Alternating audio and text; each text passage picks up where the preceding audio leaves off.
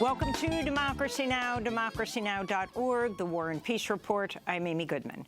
Boris Johnson has announced his resignation as leader of the United Kingdom's Conservative Party after he lost the support of much of his own cabinet. Johnson spoke earlier today outside his official residence, 10 Downing Street, after some 60 members of Parliament quit his government in recent days to protest a series of scandals. It is clearly now the will of the Parliamentary Conservative Party that there should be a new leader of that party and therefore a new Prime Minister. And I've agreed with Sir Graham Brady, the chairman of our backbench MPs, that the process of choosing that new leader should begin now. And the timetable will be announced next week. And I've today appointed a cabinet to serve, as I will, until a new leader is in place. Boris Johnson now faces widespread calls for his immediate resignation as Prime Minister, including from prominent members of his own party, after headlines will go to the UK for the latest. In Illinois, a prosecutor investigating Monday's massacre at a 4th of July parade in Highland Park says the suspect has confessed to the mass shooting, which left 7 people dead and more than 24 wounded. 21-year-old Robert Crimo III faces 7 counts of first-degree murder and dozens of other charges that could bring him life in prison without parole. On Wednesday, a police spokesperson said Crimo contemplated carrying out another mass shooting at a July 4th celebration in Madison, Wisconsin, after he fled the scene of the Highland Park shooting. What investigative leads have thus turned up is that while he was driving and he located this celebration occurring in the Madison area, he contemplated another attack with the firearm he had in his car. Police in Richmond, Virginia, say they thwarted a massacre at a 4th of July celebration Monday after receiving a call from a tipster who overheard a conversation about plans for a mass shooting at a local amphitheater. Police arrested 2 suspects they say were armed for mass murder. They seized 2 assault rifles, 1 handgun, and 223 rounds of ammunition. In Orlando, Florida, at least 12 people were injured in a stampede on July 4th after people mistook fireworks for gunfire and fled, causing a panic. Elsewhere, Philadelphia's mayor says he's worried about the security of crowds and large-scale gatherings after 2 police officers were shot and injured during a 4th of July fireworks show in Philadelphia. This comes as new data from the Marshall Project shows mass shootings have become more common and more deadly in the United States over the past 5 years. In Mississippi, pro-choice activists confronted anti-abortion protesters outside the Jackson Women's Health Organization Wednesday on the clinic's last day of operation. The clinic is at the center of the Supreme Court case that struck down Roe v. Wade and affirmed Mississippi's near-total ban on abortions. Elsewhere, Texas's most high-profile abortion care provider said Wednesday it'll move its operations to New Mexico. Whole Women's Health is closing its Texas clinics after the state Supreme Court allowed a century-old abortion ban to take effect.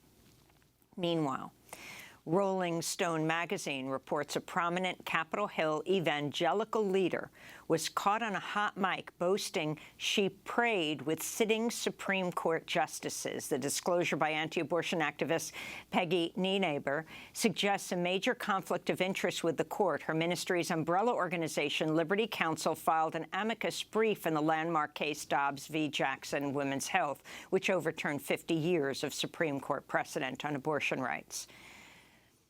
In El Salvador, a woman was found guilty of homicide last week and sentenced to 50 years in prison after she lost her fetus in the 9th month of pregnancy. Rights groups say that Leslie Lisbeth Ramirez was just 19 years old when she suffered an obstetric emergency in her home during June of 2020, leading to the end of her pregnancy. This appears to be the harshest sentence ever handed down in El Salvador to a woman accused of abortion, which is a criminal offense. The United Nations warned Wednesday up to 828 million people were affected by hunger last year, or about 10% of humanity.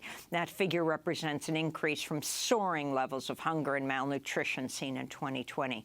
The UN says food shortages caused by the climate crisis and the war in Ukraine threaten starvation and mass migration on an unprecedented scale. In Ukraine, the mayor of Mykolaiv has ordered residents to evacuate, saying no part of the Black Sea port city remains safe against a Russian assault, as fire crews battled huge blazes sparked by the fighting. Elsewhere, Ukraine's second-largest city, Kharkiv, remains under heavy fire from long-range Russian artillery. On Wednesday, Irish Prime Minister Michael Martin traveled to Kyiv, where he met Ukrainian President Volodymyr Zelensky. Martin said Ireland stands ready to support Ukraine's post-war reconstruction and to help hold Russia accountable. The use of terror against and the deliberate targeting of civilian populations are war crimes.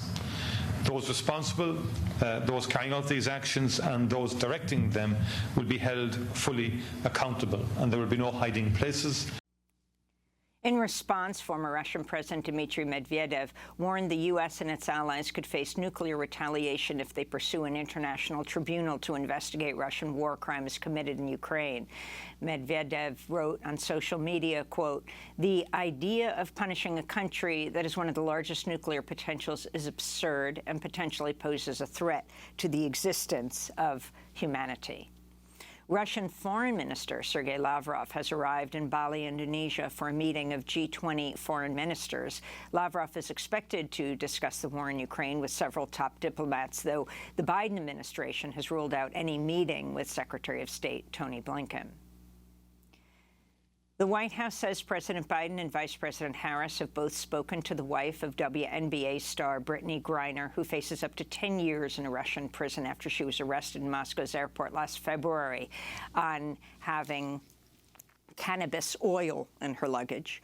Biden's and Harris's phone call to Cherelle Griner Wednesday came more than 2 weeks after the State Department botched a plan to have the couple speak by phone on their 4th wedding anniversary. It also came after Britney Griner appealed directly to Biden for help in a handwritten letter. White House Press Secretary Karine Jean-Pierre said securing Griner's release would be a top priority of the president. I can say that the president did read the letter. I was there when he read the letter. This is something, Britney Griner being held in Moscow, we believe the Federation is wrongfully, she's being wrongfully detained in Moscow at this time. This is an issue that is a priority for this president. The Biden administration said Wednesday it'll levy new sanctions against 15 individuals and entities allegedly linked to the illicit sale and shipment of Iranian oil.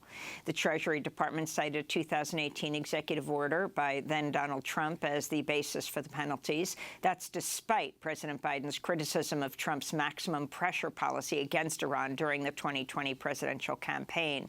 This comes after days of indirect talks in Qatar between Iranian and U.S. diplomats failed to reach a deal to have the United States rejoin the Iran nuclear deal, the landmark 2015 agreement that President Trump unilaterally withdrew the U.S. from in 2018. Iran's foreign minister said after the failed talks, his nation stands willing to scale back its nuclear program in exchange for sanctions relief. The American side should guarantee that Iran will fully benefit from a 2015 revived deal. So far, the American side has not been able to give such assurances. Iran says President Biden could rejoin the Iran nuclear deal at any time via executive order. And former White House counsel Pat Cipolloni will testify before the House Select Committee investigating the January 6th attack on the Capitol. Cipolloni is set to testify by video link behind closed doors Friday. The committee subpoenaed Cipolloni last week after former White House aide Cassidy Hutchinson's testimony indicated he had firsthand knowledge of potential criminal activity in the Trump White House.